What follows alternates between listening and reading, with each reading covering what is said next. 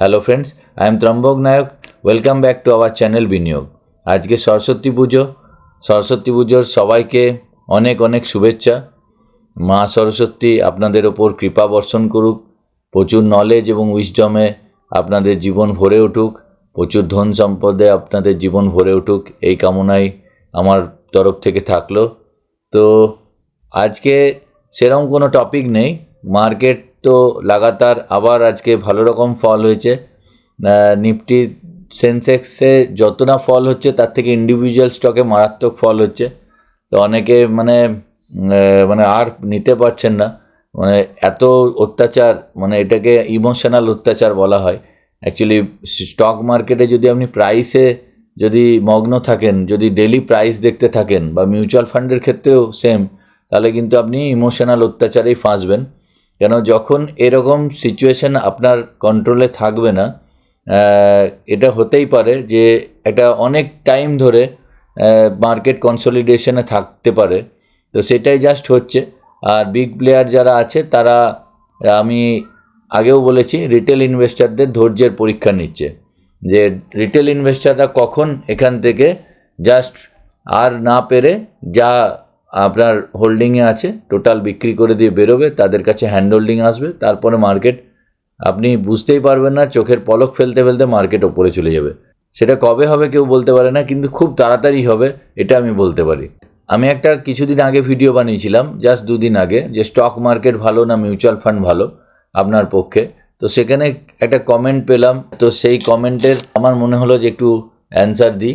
তো এখানে একজন লিখছেন, ক্রিস বলে কেউ, আমাদের চ্যানেলের ভিউয়ার্স, যে আমি শেয়ার মার্কেটে অনেক টাকা লস করেছি, এখন বন্ধন ব্যাংকে 21,000 লসে আছে, কি করব প্লিজ বলুন। তো দেখুন, প্রথমেই আমি বলি যে শেয়ার মার্কেটে অযথা উইদাউট নলেজ, উইদাউট আপনার রিসার্চ এরকম করে ইনভেস্টমেন্ট বা ট্রেড করলে 99% পিপলের লস হয়। এটা আমার স্টেটমেন্ট না, এটা নিতিন কামাতের স্টেটমেন্ট, যিনি জিরোদার মালিক। আমরা আগে জানতাম 97% আর লুজার্স, 3% অনলি গেনার। কিন্তু ওনার একটা স্টেটমেন্ট এসেছিল 2022-23 সালে, যে ওনার লাস্ট জিরোদাতে 5 বছরের অ্যাকাউন্টে 99% পিপল লুজ করেছে স্টক মার্কেটে।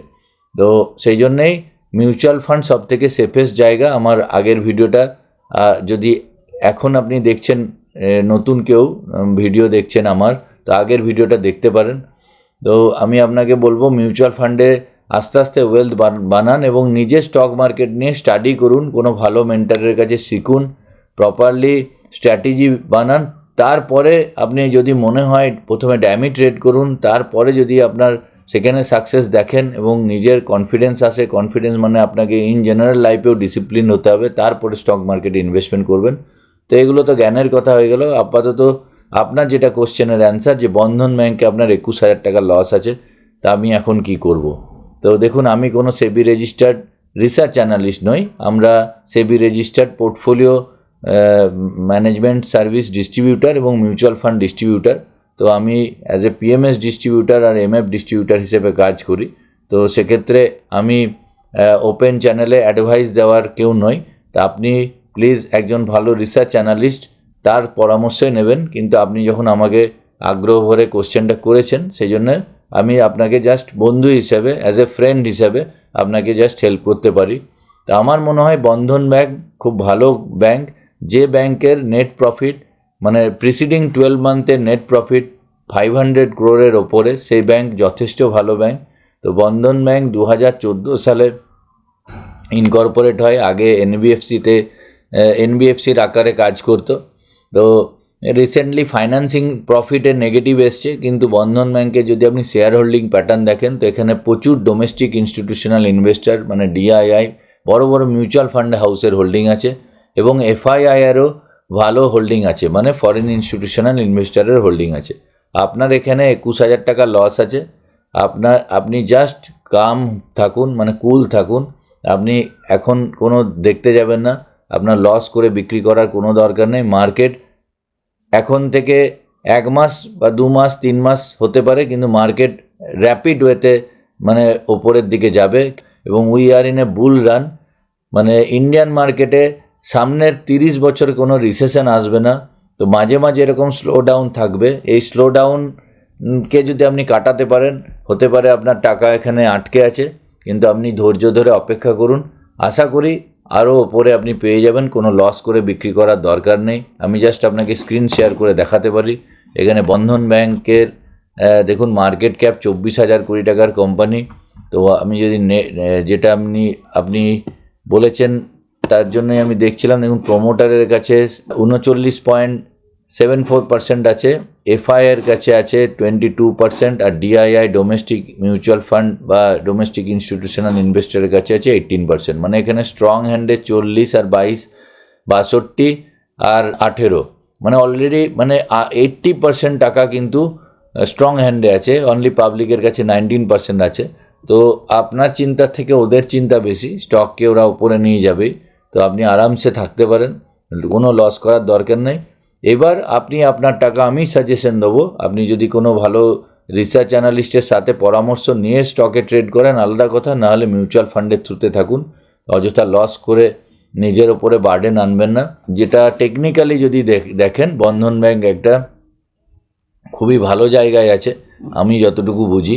তাতে এখানে 200 ডিএম এর নিচে বন্ধন ব্যাংক ট্রেড করছে এবং একটা মানে ট্রিপল বটম ফরমেশন করেছে। যেই বটমটা আপনার এখানে হয়েছিল, এখানে যেটা একটা বটম হয়েছিল 2020 সালে, এখানে একটা বটম হয়েছিল 2024 সালে, এখন একটা বটম হয়েছে। জেনারেলি বলে যে ট্রিপল বটম খুবই ভালো সাইন।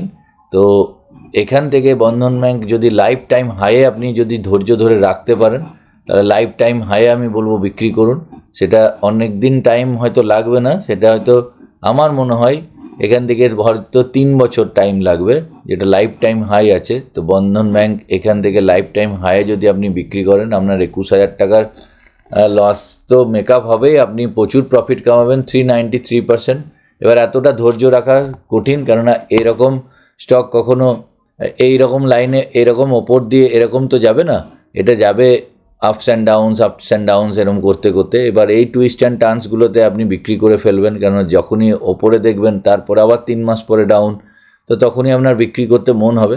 তো আপাতত আপনাকে আমি বলতে পারি যে এখানে অ্যাটলিস্ট আপনি মানে যে র্যালিটা নেক্সট লেভেল র্যালি আসবে, অন্তত এর আগে তো বিক্রি করবেন না। এই টপটাকে চেজ করবে, তো এর আগে তো বিক্রি করবেন না। 409 টাকা 80 পয়সা, মানে 410 টাকাতে আপনি অ্যাটলিস্ট এই পর্যন্ত, যখনই মার্কেটের সেন্টিমেন্ট একটু পজিটিভের দিকে যাবে, তো বন্ধন ব্যাংক এখান থেকে প্রায় 167% মতো গেন হবে, যেটা এখন কারেন্টলি বুক ভ্যালুর কাছে ট্রেড করছে 149 টাকা। আমি দেখছিলাম বন্ধন ব্যাংকের বুক ভ্যালু ওই রকমই আছে, এখানে বুক ভ্যালু আছে 153 টাকা and stock is trading at 149। তো already price to book value ratio আছে 0.98। তো কোনো মানে একদম ফেয়ার জায়গায় আছে, ভয় পাওয়ার কোনো দরকার নেই। আপনি নিশ্চিন্তে বন্ধন ব্যাংক ধরে রাখুন। তো অবশ্যই একজন সেবি রেজিস্টার অ্যানালিস্টের পরামর্শ নিতে পারেন আপনি। আপনাকে আমি প্রথমেই বললাম, আমি অ্যাজ এ ফ্রেন্ড হিসেবে আপনাকে জাস্ট আমার যতটুকু আন্ডারস্ট্যান্ডিং আছে ততটুকুই আমি বললাম।